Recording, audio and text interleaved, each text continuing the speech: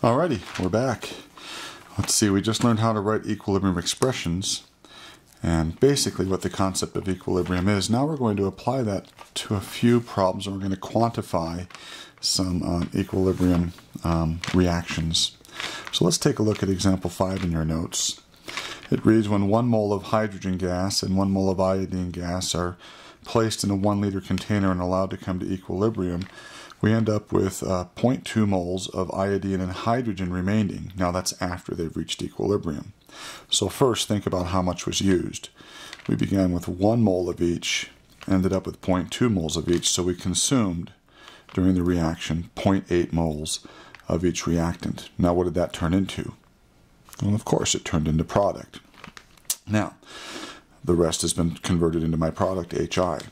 So I want to find the value of the equilibrium constant, KEQ. So we're going to find this numerical value here. So first, let's write the equilibrium expression, okay? So KEQ is equal to, remember we put products on top. In this case, it's HI, and the coefficient becomes the exponent, and reactants on the bottom. And their coefficients become the exponent. Now, we want to find this numerical value. That means that we have to be able to, well, we should know this concentration at equilibrium and these two concentrations at equilibrium. Now, think about it. I claim that we already know these two concentrations at equilibrium. Remember? 0.2 moles of I2 and H2 remain. So we know that this is 0.2 and this is 0.2 moles per liter. Now it's important to note that these numbers have to be in molarities. So for H2 there's 0.2 moles per liter. That's 0.20 molar. And for I2 it's 0.2 moles per liter. That's 0.20 molar at equilibrium. So now we have to find the HI concentration. And then we'll plug that number in, we'll square it, divide it by 0.2 twice, and we'll end up with our equilibrium value numerically. Let me just write this reaction out again for you so you can see what's happening. H2 and I2 are reacting to form 2HI. Now remember, we started out with 1 mole of this and 1 mole of this per liter. I'm going to call that I with brackets around it. That symbolizes initial concentration. Now initially we didn't have any product, and that's almost always going to be the case this year. We won't have anything on the product side to begin with. Now this changes by a certain amount. Let's see, how much does it change by? Well, let's leave that blank for a second, because we know how much we have at equilibrium. Remember, 0.2 moles per liter of each. So now we can figure out quite easily how much it changed by. It went from 1 mole per liter to 0.2. Didn't it go down by 0.80?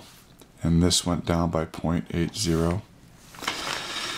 So to find out the equilibrium concentration of HI, let's figure out how much it changed by. Now some of you are going to say, well, if this went down by 0.8 and this went down by 0.8, of course this would go up, wouldn't it? Because it's a product. Remember, as reactants go down, products go up. But how much did it go up by? Well, since this is a 1-to-1 ratio, for every one of these that went down, one of these went down. But on the other side, it's a 1-to-1 to 2 ratio.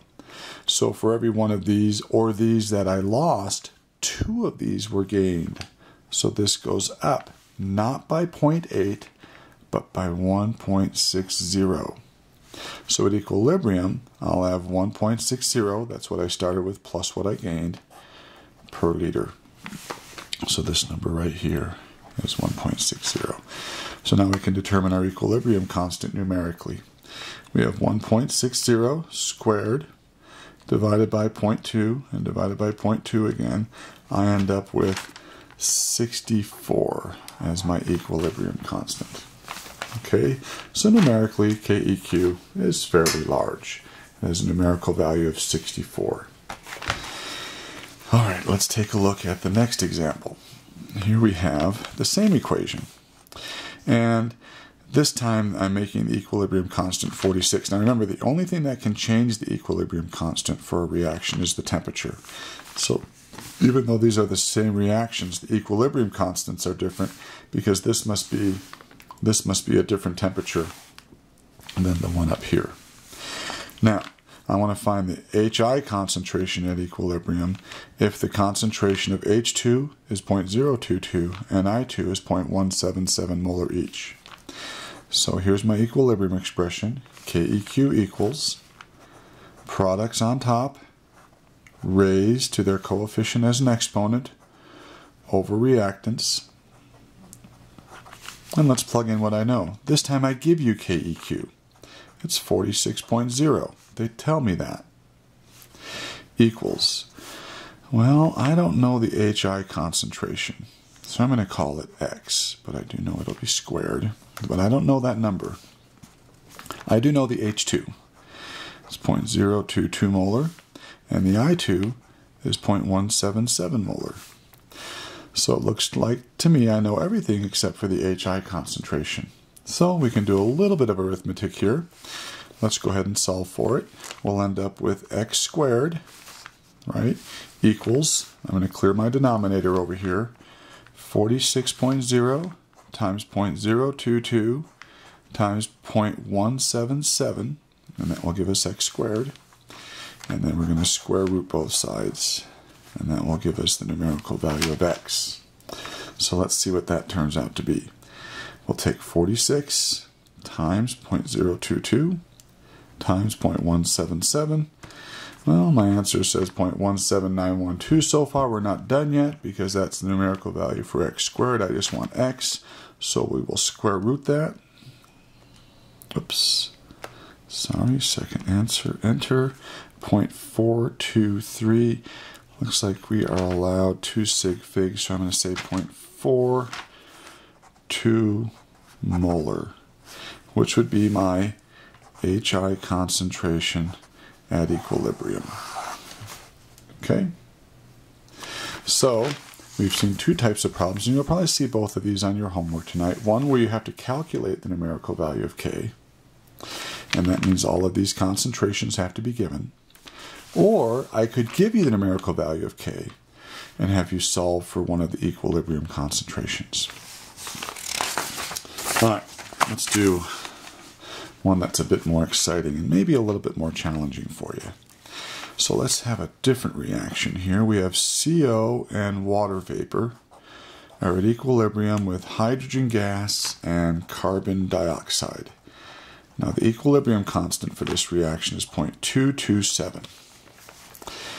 And I want to know if I have 0.1 mole of CO and water vapor in a 1 liter container to begin with. What is the concentration of all the species once equilibrium has been established? I'm going to make a little chart like I started to make on one of the previous problems. It's called an ice chart. We start with initial concentration, then change in concentration, and finally equilibrium concentrations. And these are the numbers that I'm after. I'm after the CO, the water vapor, hydrogen, and CO2 concentration once I've reached equilibrium. But to do that, I need to figure out what my initials are and how much they change by. So here we go. Don't you agree if I have 0.1 mole of CO in a 1 liter container that my CO initially is 0.100 molar? And I have 0.100 moles of water vapor in that same liter container. So the initial concentration of my water vapor is also 0.100 molar. How much product do I have at the very, very beginning? Once again, for us this year, we won't have any product to begin with. Now, how much does this change by? Well, I don't know this time. So since I don't know, I'm going to say this goes down by some number. And let's just call that number X. Now, it's a 1-to-1 ratio. So if this goes down by X, this will go down by X also, the same amount. And it's 1-to-1 on this side, so it's a 1-to-1 to 1-to-1. So if this goes down by X and this goes down by X, won't this go up by X and this go up by X? So what do I have at equilibrium? Well, I'll know what I have at equilibrium in terms of X. My CO is 0.100 minus X. My water vapor is 0.100 minus X. My hydrogen concentration at equilibrium is X, and my CO2 concentration at equilibrium is X. Well, my problem is I have to find the concentration of all species at equilibrium, not in terms of X. So to do that, I need to solve for X, which you guys, since you're all in at least Algebra 2, should be pretty good at. So let's write our equilibrium expression.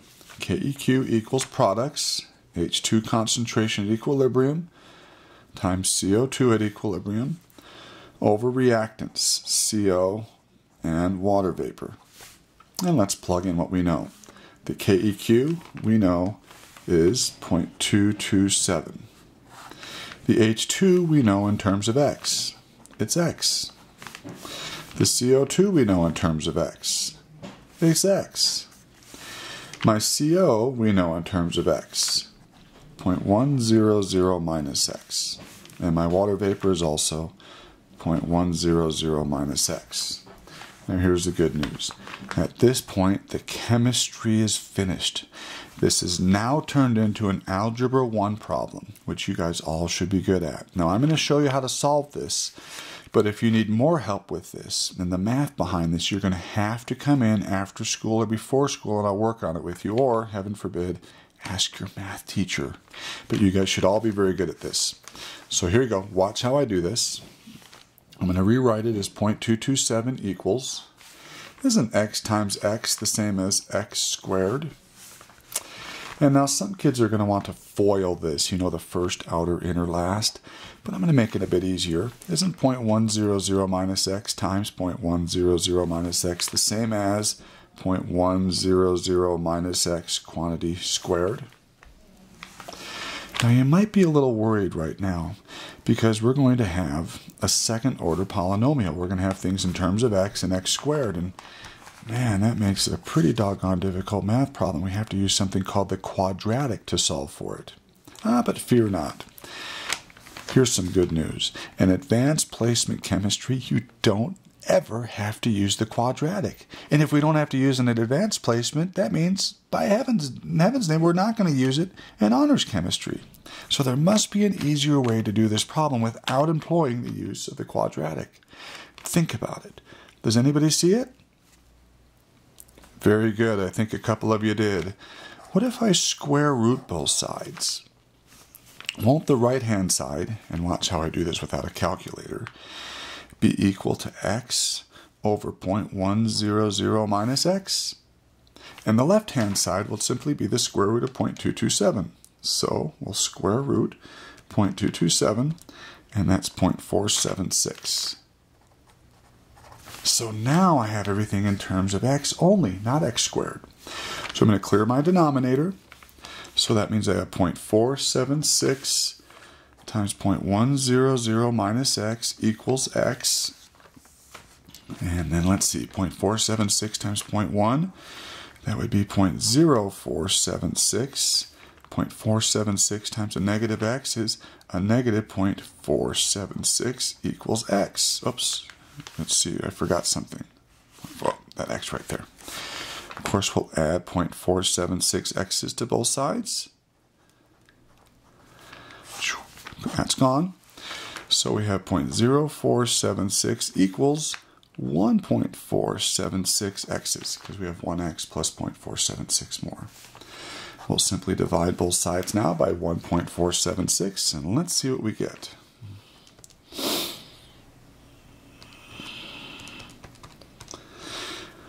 Ah, 0.0323. And we'll round that off to 3 significant figures. So X is 0.0323. So there's my math. Now I'm not finished with the problem, because if you remember, I want to know the concentration of everything at equilibrium. So let's write it down. H2 is equal to X. In fact, CO2 is also equal to X. So H2 and CO2 are going to be the same at equilibrium. They're equal to X, which is 0.0323 molar. And then my CO and water vapor are both 0.100 minus X. So CO and water vapor are the same. They are 0.100 minus X, which is 0.100 minus 0.0323, which is 0.0677. We probably should go to the nearest hundredth here, so 0.068. So these are the concentrations of all species once I've reached equilibrium. Now how can we check my answer? Well, I claim if we put these numerical values into my equilibrium expression, we should get my equilibrium constant. Should we try it? Let's try it. KEQ equals products H2 and CO2, 0.0323, and that's times each other, so I'm just going to square that all over my reactants, 0.068, and that's the squared as well. So let's see what we get. Let's cross our fingers. 0.0323 squared divided by 0.068. I better put that in parentheses here. Parentheses 0.068 squared equals 0.226. Now you're going to say, Hammer, we're off in the last digit. The equilibrium constant's 0.226 here. Up here it's 0.227.